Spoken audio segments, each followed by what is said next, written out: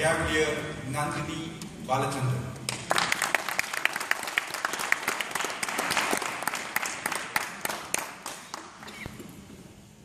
It started like this. Nandini, how are you? I'm fine, thank you, uncle. So tell me, what are your plans after you finish your 10th standard? Contestant, Cavaliers and esteemed guests. That was my dad's best friend, George uncle. And I felt lost because I was completely clueless. When he knew that I wasn't decided, he asked me, "Why don't you go for the science stream? Maths and science? You know, maths is supposed to be the queen of science." Uncle, no way. I find maths to be a rather stupid subject. Why, Nandini? Uncle, I'll show you. See, for example, 0 is supposed to be a number that has no power or value at all. So it's quite natural that when you add any number with 0, say 5, the answer is 5 itself. But if you multiply any number with 0, the answer is 0. And if you happen to divide 0 by any number, again the answer is 0. See, square of 0 is 0. But square root of 0 is also 0. What kind of a queen is your maths, uncle? I'm talking about the power of 0. Who said 0 has no power? I can challenge any mathematician on that. To know the real power of 0, it's very simple. All you have to do is score 0 marks in any subject, say in maths itself, and show that paper to your parents. Then you will know the real power of 0.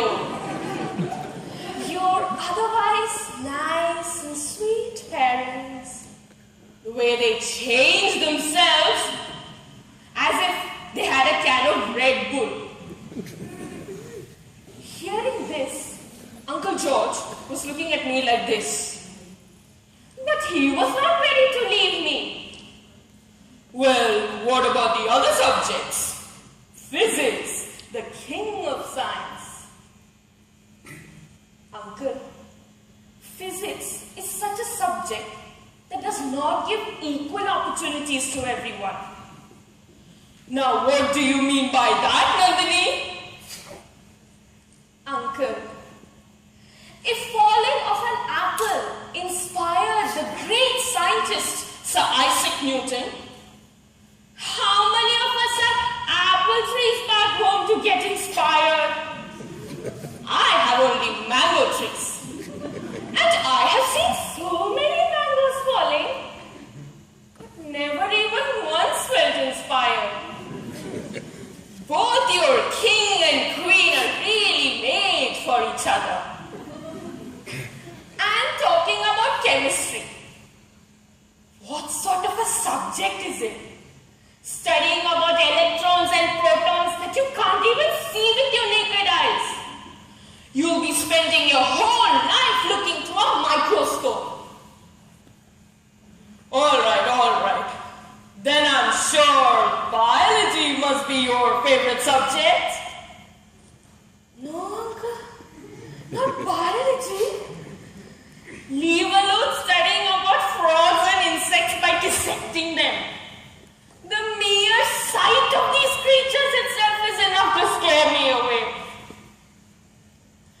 Then I'm sure your flair must be lying in history or geography. No, uncle. I don't like history. Instead of looking for what the future has for us, studying about the olden times when there was no Facebook or WhatsApp, geography. I simply don't understand why we have to study about the different latitude and longitude, about the different capitals of nations. Why? It's a mere waste of time. And even if you want to know of all these things, all you have to do is just Google it up. And you have the answers that you're searching for. Suddenly there was a long pause from Uncle George.